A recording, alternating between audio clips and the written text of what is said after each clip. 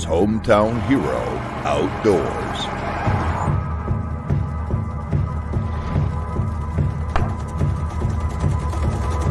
Our volunteers take our nation's heroes into the outdoors.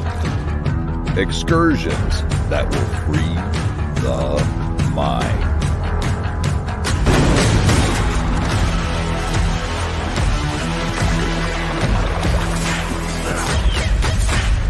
United we give. Divided we fall. For those who have served, we serve you. This is Hometown Hero Outdoors.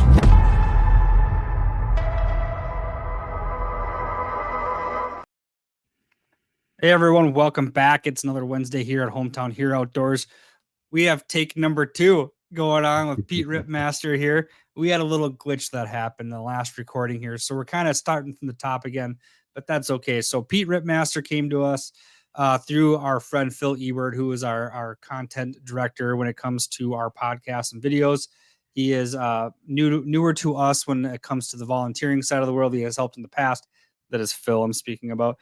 But Pete actually is an individual that we met through Phil. So I'm going to get into it here with Pete's bio since this is our second stab at it. Sorry, Pete. I know, don't punch me. So I know you owe me one now. Pete has always considered himself an athlete, competing at an elite level in football and other sports throughout school. But it wasn't until much later in life that he discovered running.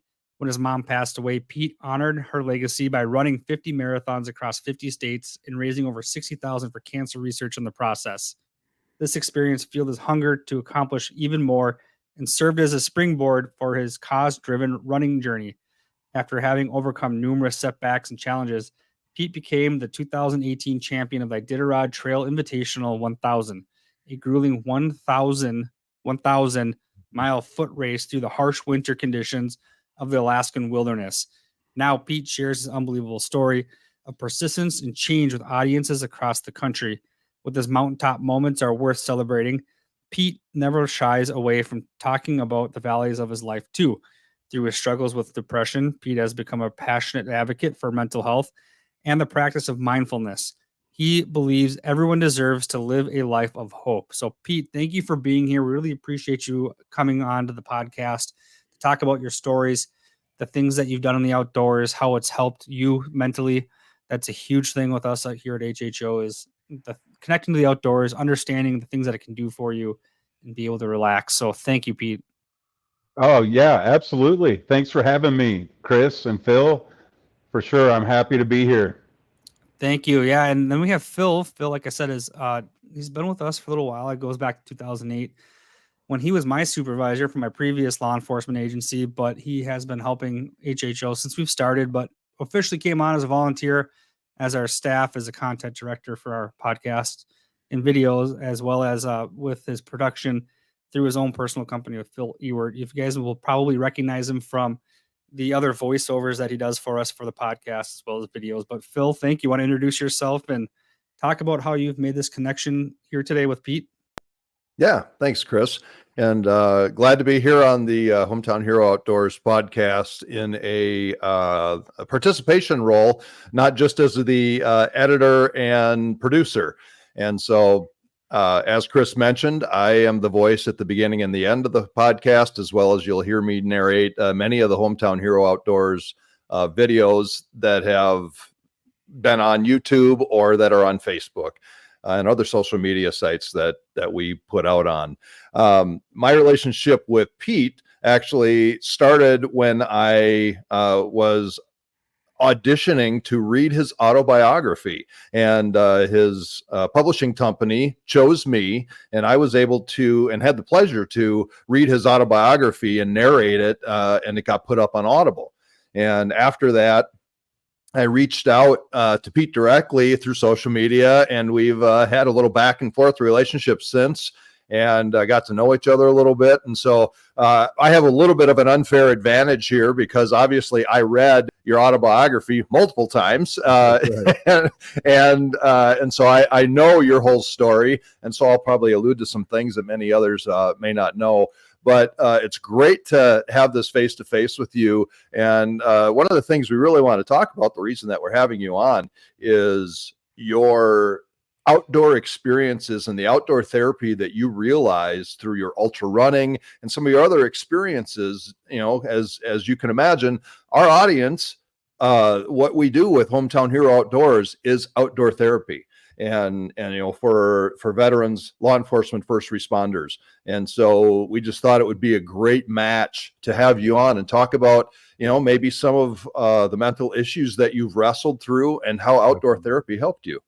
Yeah, that's fantastic. It's a great segue, and you know, I think I'm honored to talk about this, and you know, I like you alluded to, Chris, in saying my biography. You know, I really don't enjoy only talking about the things I've accomplished and the places I've been. I really like also talking about the mental aspect of things, tough things that have happened to me in life.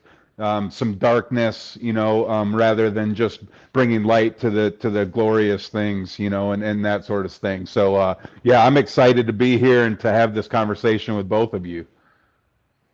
All right. No, appreciate Excellent. it. Thank you. Yeah, fantastic. You know, and like you just said, though, is not everything is sunshine and rainbows when it comes to everyday life. You know, there's hurdles that come in between there, and how you navigate those is incredibly important. You know, and I think that your experience throughout your life and what you've navigated is pretty cool for people to hear. I mean, you've had some pretty awesome accomplishments, but people don't see the hard work or the things that led up to there, or the downfalls as well. But it's a very, we call it humility, right? Humility is a good place and a good attribute to have, is to understand and recognize the things that you need to build upon and how to do different. So I think it's pretty awesome that you have humility and the ability to move forward on these things. But certainly excited to have you here and talk about your experiences. And I know Phil has a boatload of questions, considering he knows you inside and out. So let's send it. Send it. Well, first of all, I'm just noticing that I feel like I should be wearing a hat backwards or something because I'm yeah, you didn't get here. the memo. I didn't. Yeah, well, maybe next time.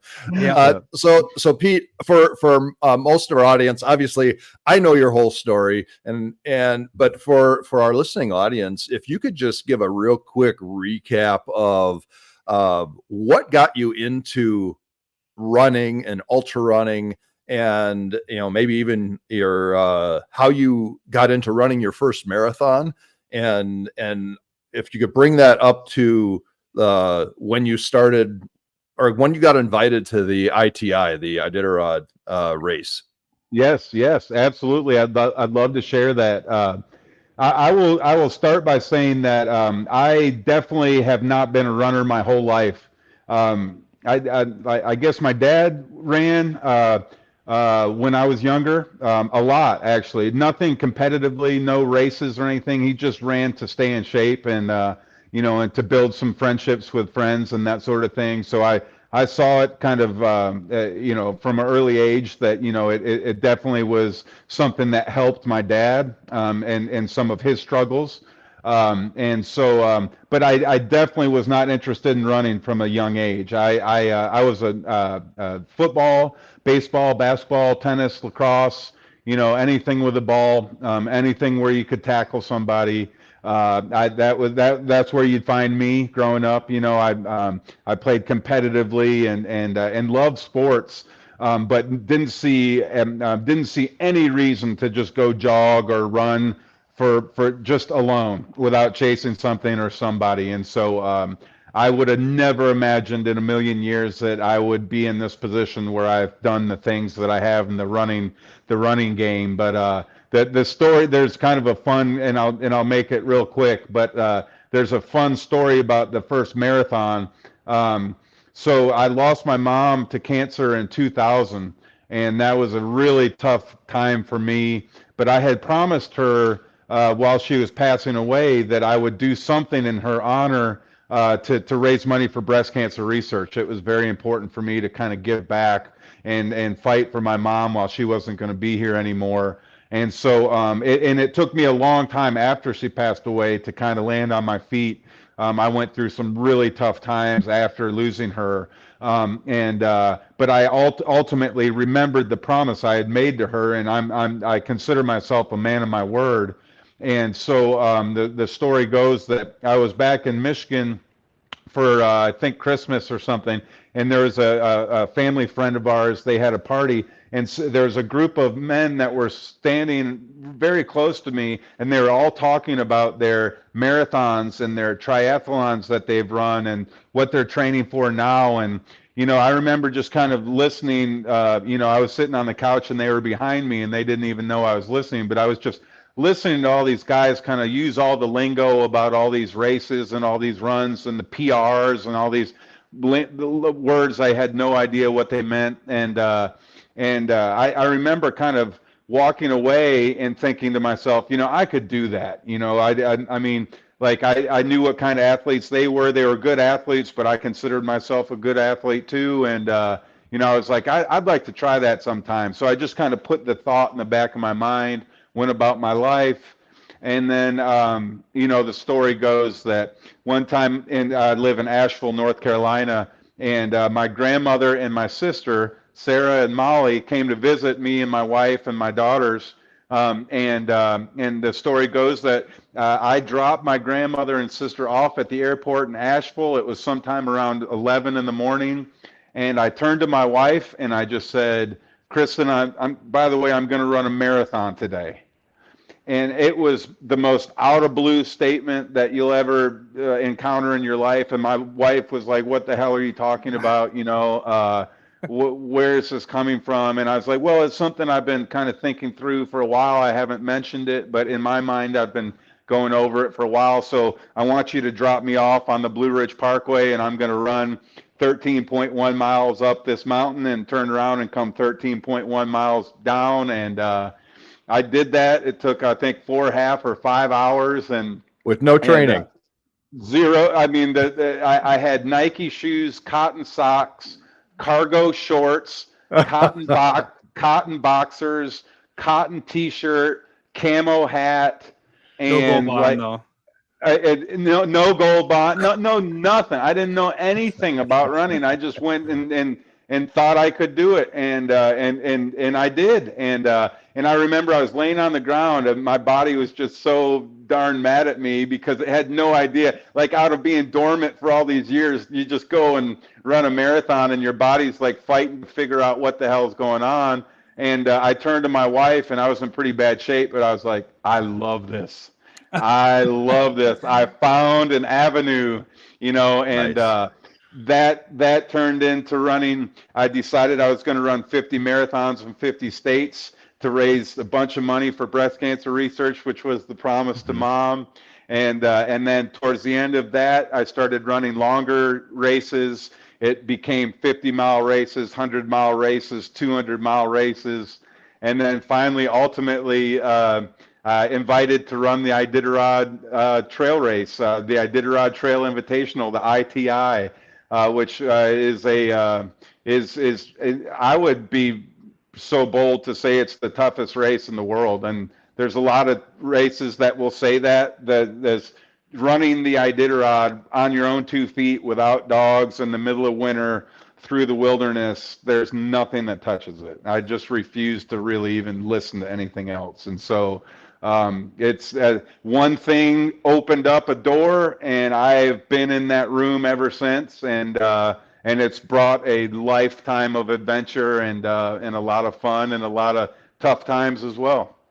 That's outstanding. So, just as an aside, a thought I had when I was listening to all this running, have you tracked all the miles that you've run? No, I'm not much of a techie guy. I mean, I would say it's without a doubt, it's tens and tens and tens and tens of Easily. thousands. I don't think I'm probably at 100,000 miles. I doubt I'm halfway to that.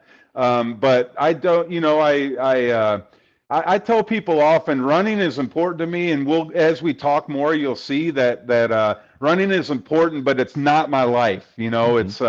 it's something I do that brings me a lot of joy, but it's one thing I do that brings me a lot of joy. I live a very diverse life. I have a lot of different hobbies and interests, and I kind of get off on that. So, running is great. I'll set my watch and see how many miles I run, but I'm not looking at weekly mileage or comparing it to last year or even keeping tabs on what a year may bring. I just kind of take the adventures as they come.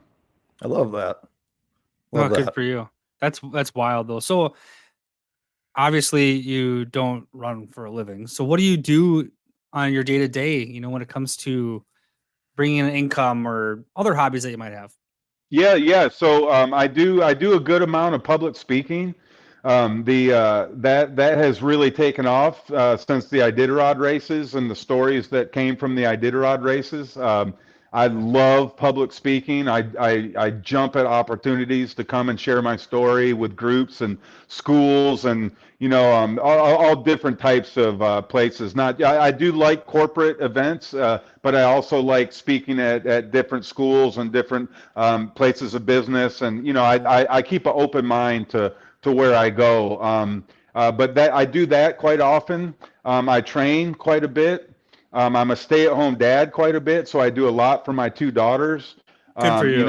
I spend a lot of time with them, and so I think if you look at my life, it's not like Pete is this, he does this for, I love that I do a little bit of this and a little bit of that, and it keeps things fresh for me and my family situation. My wife works full time and does great and supports, a lot of the shenanigans that I get into, and so we've figured out a good life that works for us, and it's colorful, and but yet it's not A or B. It's just kind of it's wide open, and I'm very open to experiences and to meeting people and seeing new places and that sort of thing. I love it. I love that you describe yourself as a stay-at-home dad. I wasn't able to do that. I know Chris isn't able to do that either with his kids, and so I think that's outstanding.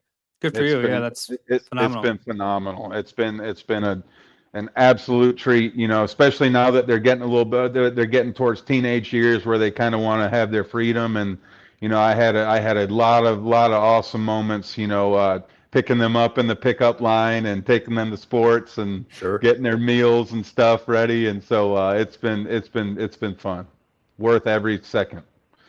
So we can't just gloss over the Iditarod 1000. Right. So Right. for those who are listening, most people probably hear the Iditarod and they think Right. sled dog race. That's what Absolutely. I thought the first time I heard it, right? Yeah. And so just to set the stage, you are out there doing a very similar, if not the same, but very similar trail as the sled dog racers take their sleds on. Yeah. But you're doing it by yourself Mhm. with a sled of your own gear strapped around your waist Mhm. for 1,000 miles Mhm. over all terrain. Oh yeah, yeah, That's yeah. crazy, dude. In the middle of winter, I mean, you got to throw that in there. People will hear the race that I've done, and they'll say, "Well, it's got to be in summer, huh?" And I'm like, "No, it's No. we go a week before the dogs annually, and so if you do the 1,000-mile race, you get passed by all the dog teams on the trail, and as you're just plodding along with your trekking poles and with your 40, 50-pound sled that you're hauling behind you. It's mayhem. It's madness. It's the craziest race there is, and I adored it, and I got everything from it. I gave my heart and soul to that trail, but I got so much more from that trail than I would ever have imagined when I started doing that race. I did that race 5 years in a row, so I didn't always do the. There's a 350-mile short course. Sure. I always love 350 that. feet of running short for me. Yeah, exactly. But there's a 350-mile race that you have to do your first year, and for a lot they can't finish that or don't finish that, and so. But for those that finish the 350 and kind of want to keep progressing in the sport, then you can try the 1,000-mile race to Nome, just like the mushers and the dogs do. And so I would say 99% of the trail is exactly the same. There's a couple different starting points where the dogs start and where we start on a different lake, and then it just connects, and the 99% is exactly as the dogs run. So it's the coolest race. And I have to say, for your listeners, like, if you're into the outdoors and into competitive things and think, things are cool, of people,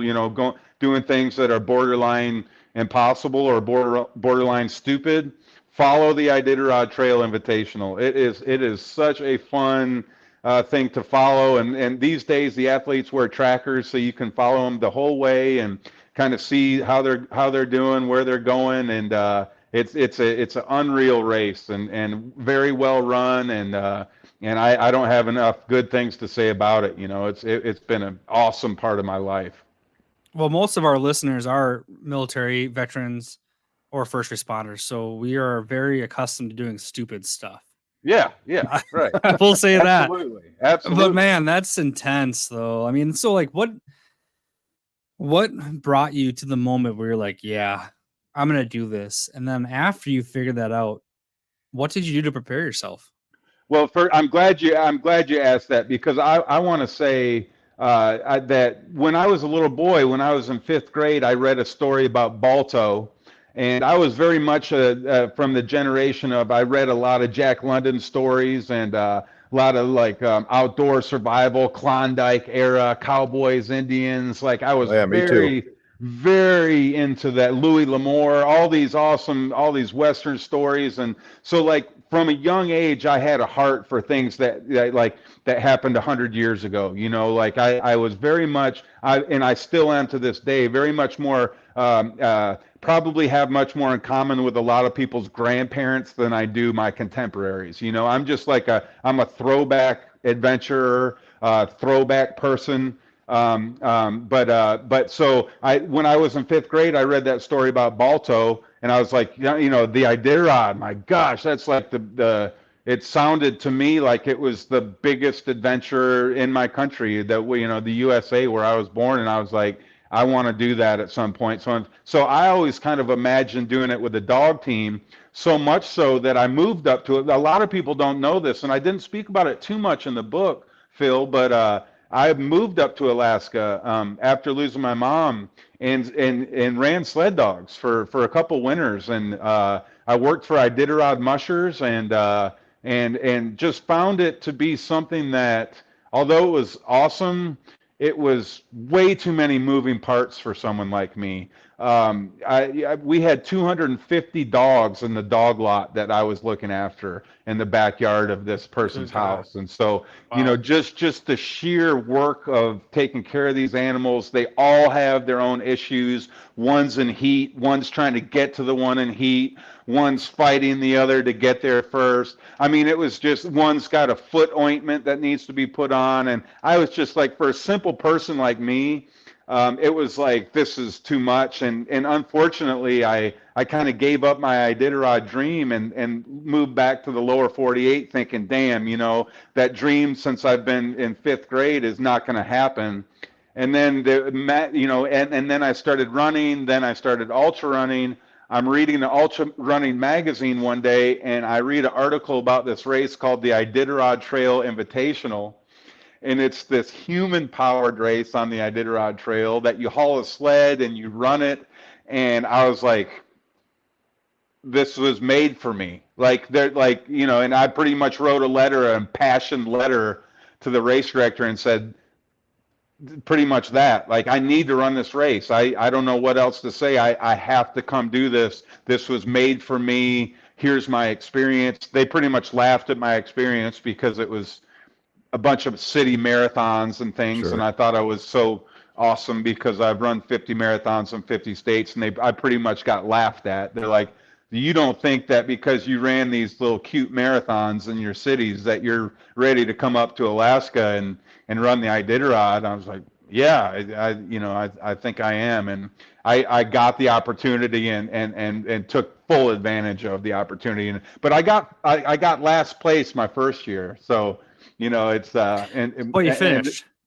but finished the 350 miles Man. in 10 plus days, and made every rookie mistake you could dream of, and but made it. Was a pretty gritty effort, to say the least, and then kind of cleaned up the effort, and then attempted the 1,000 a couple times, and failed, proudly, and then finally put it all together in 2018 and won the race to Nome. So you talked about it when you did the 350, it took you 10 plus days. How many days did it take you to do the 1,000 miles?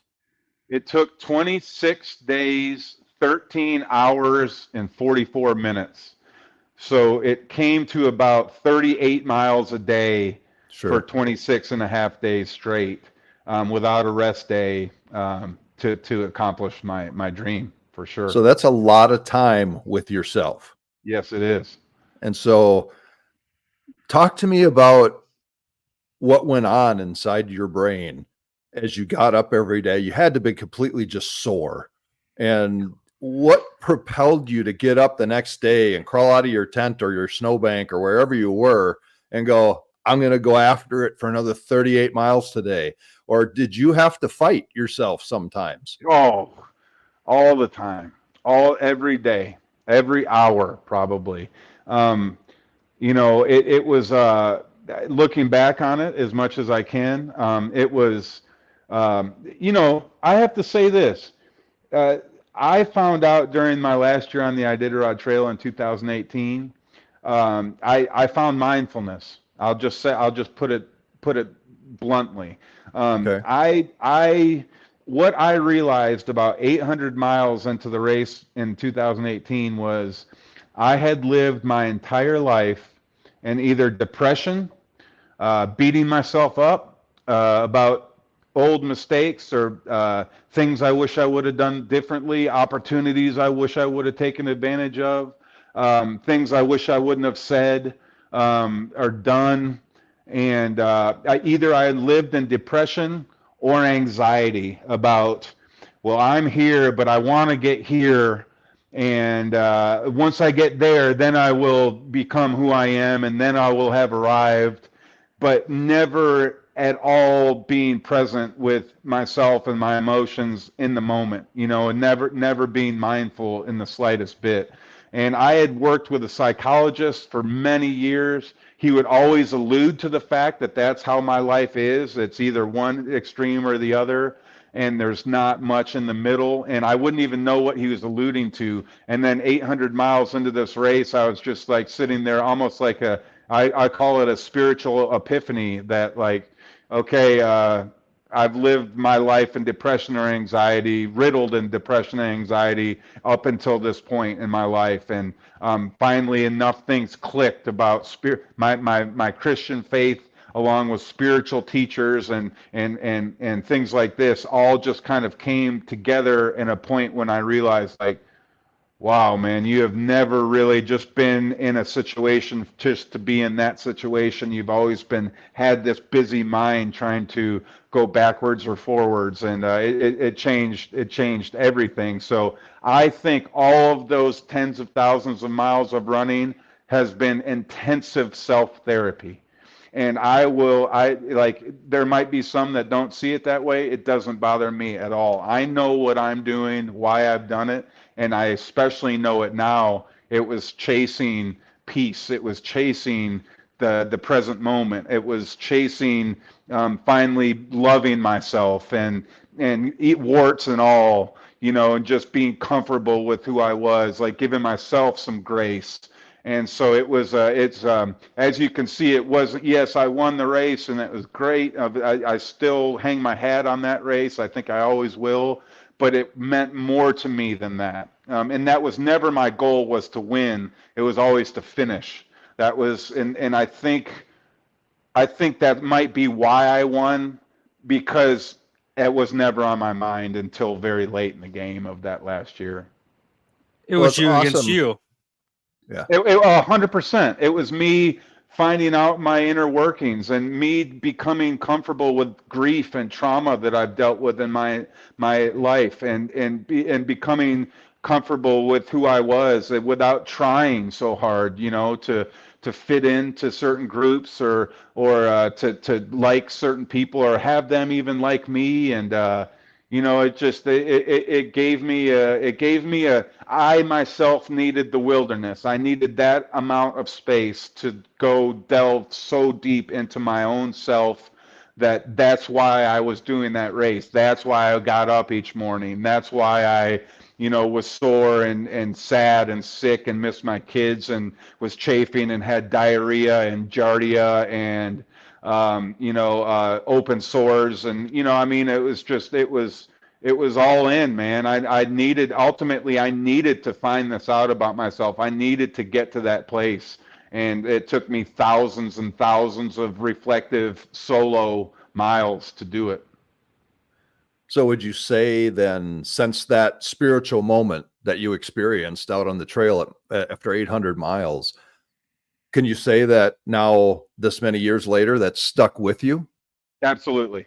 I will freely say it's not like when I found that out that I changed and I was a different person. Here's the way I can explain it best is I still deal with depression. I think you could talk to my children or my wife and they would tell you without a doubt Pete still struggles with depression. Not a ton of anxiety, but depression for sure. And what happens is I have these kind of what I call like somewhat like mindful roadblocks that I have in my mind now where when I find myself kind of going down those roads, I really try and center myself, even as simple act of just deep breathing or just taking some time to be quiet, and kind of like center myself and get back. And so it's like, whereas before it just unraveled and next thing all these things were, beating me up and I was just taking the grief and all these things on. Now those things start and I give them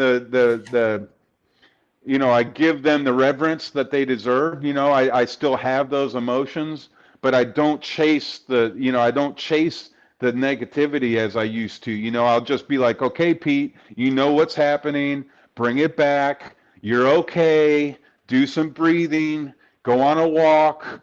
Go outside. Go sit at a stream. And so it's intensive, man. And that's why I'm very honored to be on your show because you don't shy away from that, especially with people that have military backgrounds and probably more trauma than I do. And have seen things that I could only, that would be nightmares for me. And now they have to, be in pickup line. Like, there's a lot of grief and trauma that we deal with and we all deal with it different ways. I like to be an advocate for the outdoors and for mindfulness, but it's because of a lot of tough things that have led me to that somewhat peace, I would say. Yeah, I mean, it's and can't ever take away from anyone's experiences. Yes, there's people who might be exposed to some more situations that most would not, but at the same time, everyone has their own experience. Yes. Nobody can take that away from you. Yes. And how you deal with it is important. And I think that when we talked about humility a minute ago, I don't think it's just humility. I think it's with accepting the things that you have been through and what you're going to do to get through them are significant. And you found your niches. You found these things that you need to chase to get over these mountains. And we talked, you say in here your mountaintop moments. Yeah. I mean, they're mountaintop moments for sure. But just because you have those mountaintop moments doesn't mean that you still don't have issues that you try to combat, or things to move through and work through, which is fine. It's just how you react to those and how you move forward and build and grow and finding out what those things that did work and what didn't work moving forward. So chasing that carrot is achievable. I think for anybody, I hope for anybody because I know that there's a lot of people struggling, especially with all this COVID nonsense that we've been dealing with it was funny because for years and years and years before COVID, anytime I'd get a chance to do public speaking or anytime I'd get a chance to talk to groups and things like that, I would always be like, look, there is mental health issues in this country and they are swept under the rug. Everyone wants to talk about the happy things and everyone wants to take Instagram pictures like everything is freaking wonderful. And I'm sitting here going, I know that it's not. Like, I've talked to a lot of those people that you see as people that live these fantastic lives, and they've been some of the most sad people I've ever met in my life. And so, it's just, but that's the one thing about COVID that I think has been a blessing, is that mental health is now, it's undeniable. You can't even go a day without hearing about it these days. And as it should be, because for so long in this country it was like, you just got to keep going, and you got to be better, and you got to make more, and it was just this cycle, and people get lost in it, and they feel this hollowness. And all of a sudden now it's okay to admit that you're struggling. Whereas I think a few years prior, it was a sign of weakness if you get on social media and say that you're having a rough day. It's like, what's wrong with this person? Now it's like, no, we're all on the same page. Like, mental health is a huge issue in this country, and I'm glad COVID came around because it brought light to it, and I think we're able to express it now, and I'm being asked more questions about it now, and I'm proud that I've been an advocate for a long time about it, but I'm super happy that we're speaking about it more now. Yeah, I mean, definitely the biggest thing that came to the forefront throughout COVID was the isolation piece. Yeah. And that's one of the worst things that can happen with someone with mental health issues is self-isolation. And like we talked about before the podcast too, was there's always a place and a time for therapists and psychologists, a couch, having those conversations and exploring Absolutely. in-depth stuff. But there's also a place, to get out of that house and move around. And COVID definitely showed that moving and getting out is good, but it also, like you said, though, does help normalize the conversation of mental health and asking for help. And one of the biggest things that we talk about at HHO is, it's okay to not be okay. Just don't stay there. Get out of that rut. Move on. Move forward. Absolutely. Or let some people help you. I mean, Right. you know what I mean? Like, sometimes it's a gift to let others help you. I had to learn that, and so it's been fantastic. I've had some unbelievable mentors and psychologists in my life, and I've just been very open to the fact that I don't have all the answers. And I don't think those people do either. I think there's a giant mystery in life that will never change. I'll always feel that way. But some of these people are trained to help in these situations. It's like, let them help you. There's people out there, and I know that it's tough for some. Like, I mean, for instance, we have a really bad homeless population in Asheville, and here I say, everyone should just go talk. I understand that some people don't have the means, or some people don't have the opportunities to get help. And hopefully that can change over time. I think people are seeing more of the mental health aspect with issues like that. But it's just like, if you do have the means, I mean, that's the best investment in yourself, to have someone listen to you, and you explain your thoughts and your reasoning, and it's been wonderful. It's helped me so much, and I'd like to think that I've helped others in that way as well. That's how it works. It's not like I've arrived. I know I have the answers, and I'm going to help these minions. No, it's we're all inspired in different ways, and inspiration is passed along in different avenues and through different people. And so I'm just happy to be an advocate for mental health, for sure. Oh, I appreciate that. It's the biggest hurdle that we are encountering in today's day and age when it comes to a lot of different avenues, not in the world of military service members, veterans, and first responders. It's prevalent across the U.S. and the world. So I think it's awesome that you're an advocate and you speak about your own experiences and the things that you've done to overcome them. So I really appreciate that. But I do know that we're coming up on 40 minutes here for our second round. So I've had you for an hour. I do got to ask you, and I think this would be phenomenal. Is there any chance we could have you back for a second episode? Oh yeah, let's do that. Yeah, Yes.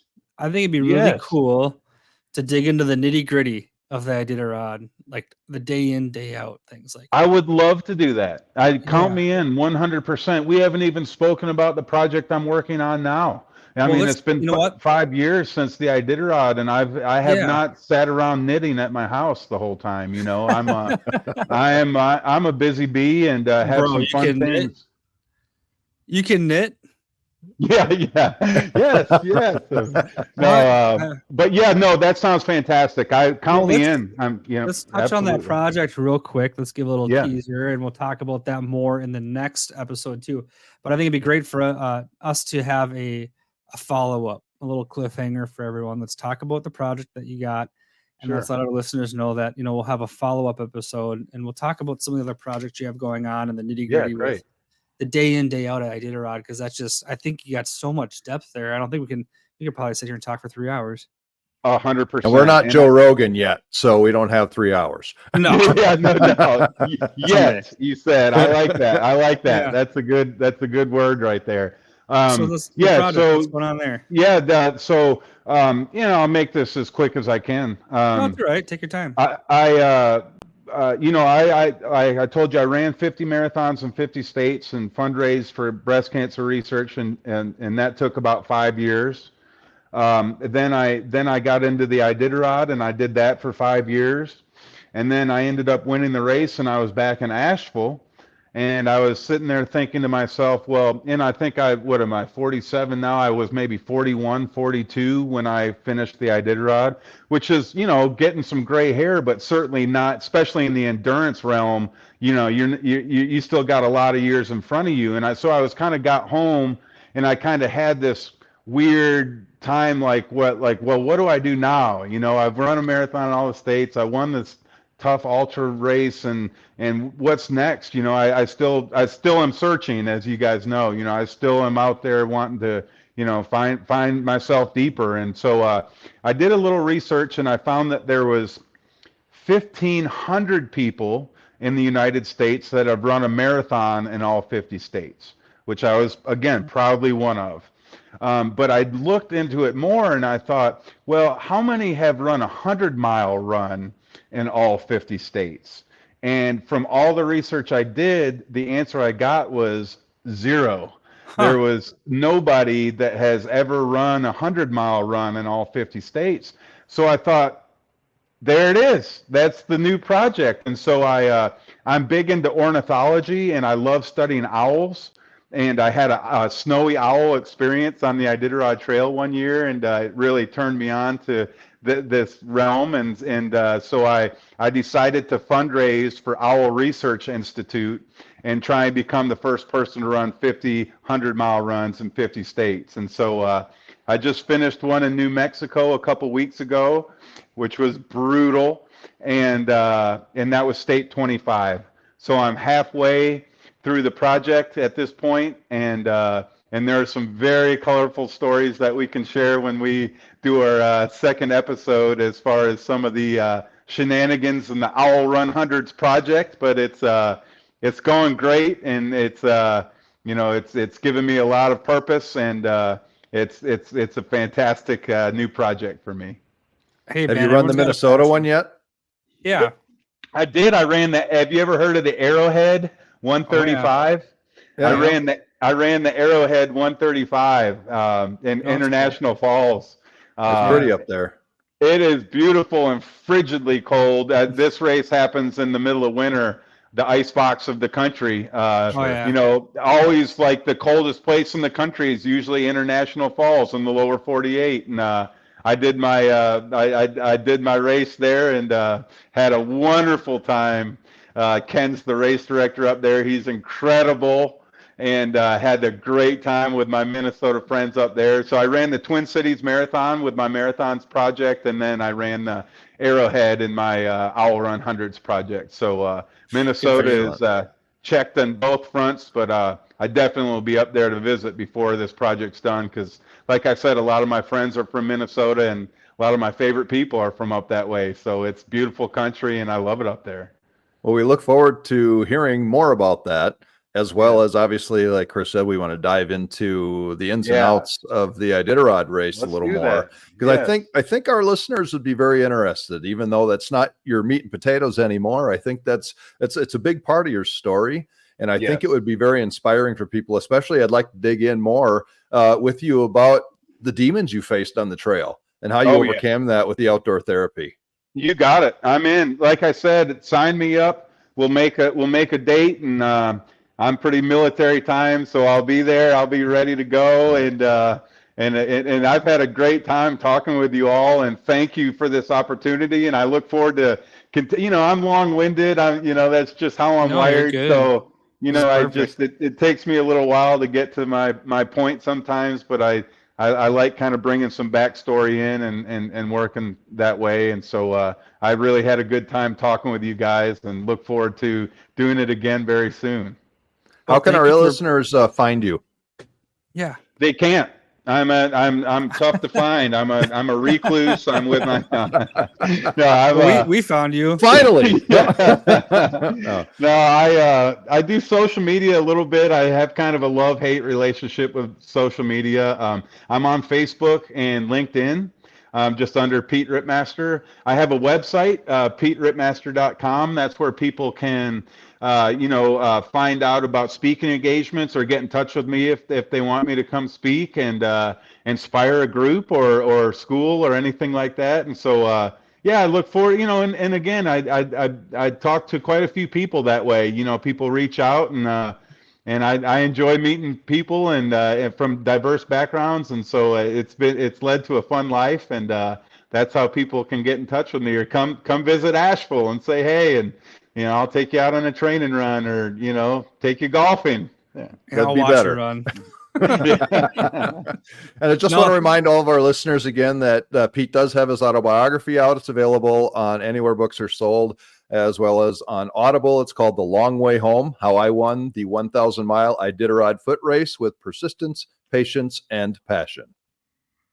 Thank you, Pete. We really appreciate you. And I will mention you have a pretty awesome name. Man, it's Ripmaster it's a Dutch name. People are like, "Is that your real name?" I'm like, "Yep, that's my real name." It's Ripmaster. It was a Dutch name. It was Ripmeester, which meant ship builder. And once we got over to the States, it got turned into Ripmaster, and there's a few of us scattered around the country, and that's pretty cool. I take a lot of pride in that name, and I Rich hear. history there. I mean, everywhere I go, if the first time anyone sees a license or a credit card or something that's Ripmaster, you'd probably be an awesome surfer, fill in the blank and things like that. You're like, yeah, I've heard it all. So it's fun. It's fun for sure. Well, again, thank you very much, sir. Really appreciate you. And I look forward to our next episode where we can talk more about mental health and the personal struggles and the Iditarod. And for our listeners, again, Pete had won the Iditarod Trail Invitational 1,000-mile foot race across Alaska. Just a little preview too that he lost 36 pounds on the trek foot from 26 days, 13 hours and 44 minutes, like you alluded to earlier. So I look forward to that episode. We'll talk more about your other initiative with your owl research. A little deeper dive. Let's do that. I'm in. I look forward to it. You guys did a great job. Thanks for having me, and I appreciate y'all. Yes. Thanks, and for our Pete. listeners, make sure that you look up Pete here and do a little research on his background. But if you're finding yourself in a place where you need some additional assistance, mental health wise, with HHO, you can always reach out to us. We have our field staff. A lot of them are trained in our applied suicide intervention skills training. So they are here for you in a time of need or crisis. And we are happy to help you. So please reach out to us in those times. But also, if you can't get a hold of us or you need something immediate too, you can call or text 988. Made it simpler, 988. So please reach out. And for our listeners, again, thank you for tuning in and thank you for listening to Pete Ripmaster. Phil, thank you for the connection. I really appreciate you guys. But for the listeners, we will see you next Wednesday on the Hometown Hero Outdoors podcast. Thank you. Thank you for listening to the Hometown Hero Outdoors podcast. For more information, visit our website at hometownherooutdoors.org.